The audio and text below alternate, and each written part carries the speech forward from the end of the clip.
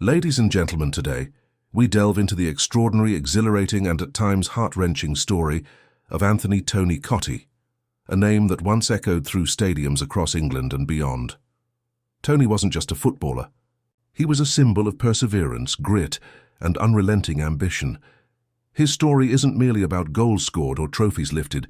It's about overcoming self-doubt, battling personal demons, and learning to rise again when the lights go dim. Born on July 11, 1965, in the working-class district of Forest Gate, London, Tony grew up amidst modest means. His father worked long, grinding hours at a factory, while his mother cleaned classrooms and hallways in local schools. The family didn't have much, not in terms of money or material luxuries, but what they did have was each other and a deep-rooted sense of resilience. It was in these unglamorous surroundings that Tony's character was forged, one shaped by struggle, love, and a relentless will to rise above. From a young age, Tony exhibited an extraordinary flair for football. His small stature made him an underdog from the beginning, but what he lacked in size, he made up for with a lightning-quick footballing brain, razor-sharp instincts, and an almost uncanny ability to find the back of the net. His parents, despite their financial constraints, nurtured his dream. They ferried him to matches, stood on muddy sidelines in freezing rain, and celebrated each goal as if it were the World Cup winner. Tony didn't just play football, he lived it. At just 17 years old, he achieved what many only dream of. On January 1st, 1983, he made his first division debut for West Ham United against Tottenham Hotspur. What followed was the stuff of legend. Tony scored a sensational goal, setting the tone for a career that would captivate fans and baffle defenders for nearly 2 decades. In that debut season alone, he scored 5 goals in just 8 matches, signaling that this teenager wasn't just a flash in the pan, he was here to stay. Over the next few seasons, Tony's name became synonymous with goal-scoring brilliance. By the time he turned 20, he had already netted 37 league goals, an incredible feat that placed him among the elite. The 1985-86 season marked a golden chapter. Tony formed an electrifying strike partnership with Frank McAvenny, the duo collectively scoring 46 goals, propelling West Ham to a historic third-place finish.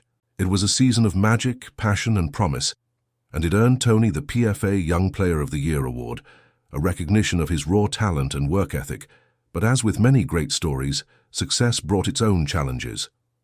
In 1988, a fallout with management led to Tony's transfer to Everton for a British record fee of $2.2 million. The pressure was immense, but Tony delivered. On his debut, he smashed in a hat-trick against Newcastle United, instantly justifying the massive price tag. However, the next few years were turbulent. New managers, tactical changes, and an influx of competing strikers disrupted his rhythm. Injuries and inconsistent form followed, and the goals began to dry up. From scoring in bursts, Tony now had to fight for every minute on the pitch.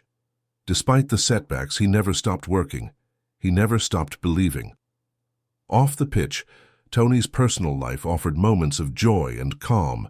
He married his childhood friend Lorraine in the mid-90s, and together they built a home filled with laughter and love. Lorraine was more than a partner.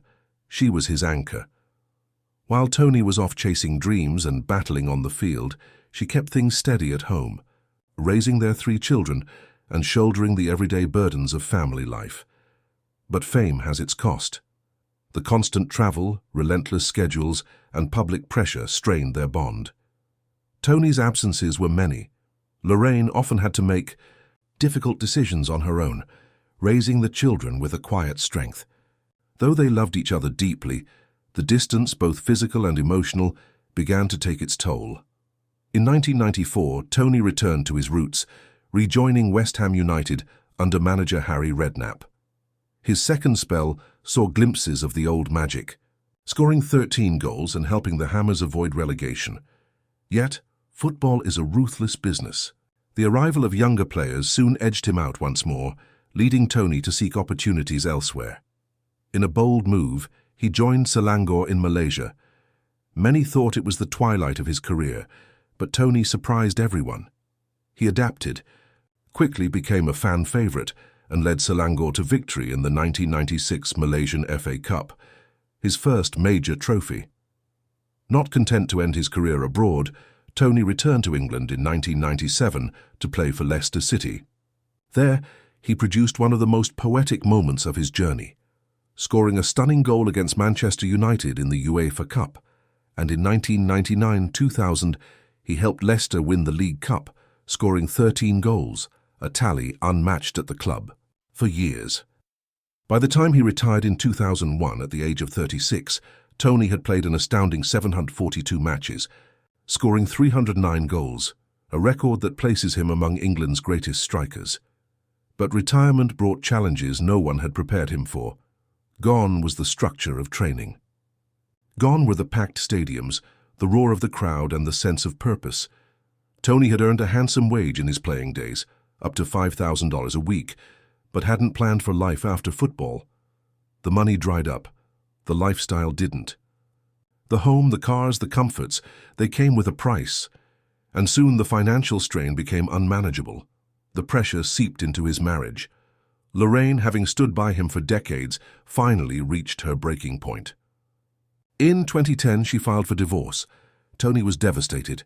Reflecting on it later, he said, "The problems start the moment you retire.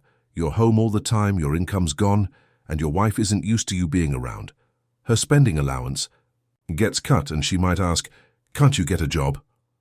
It was a brutally honest admission. He had failed, not on the pitch, but in planning for life beyond it. Depression, confusion, and regret took hold. For a man who once controlled matches with finesse and fire, he now struggled to find meaning off the field. But true to form, Tony didn't give up. He picked himself up, slowly rebuilding his life from the ruins. Today, at 58 years old, Tony works as a football commentator for Sky Sports and occasionally appears as a pundit on Malaysia's Astro network. He's remarried to Karen Cottee and lives a quieter, more fulfilled life away from the chaos of his younger years. His journey, from a skinny East London lad to one of the most prolific strikers in English football, from the heights of Wembley to the heartbreak of divorce, is a poignant reminder of what it means to be human, of how success doesn't shield us from struggle, and how resilience isn't just about scoring goals, it's about rising after we fall. Tony Cottee is more than a footballer. He's a story of redemption, of learning and of growth. His legacy isn't just in the goals he scored or the records he broke, it's in the lessons his life offers to others. To every young athlete, to every dreamer from a humble background, Tony's story is a beacon. Work hard, chase excellence, but never forget to prepare for what comes after. And above all, cherish those who walk the journey with you. Thank you for joining me in exploring this remarkable life. Let Tony's story inspire us all to pursue our goals with passion, but also with wisdom and heart. Until next time, stay inspired.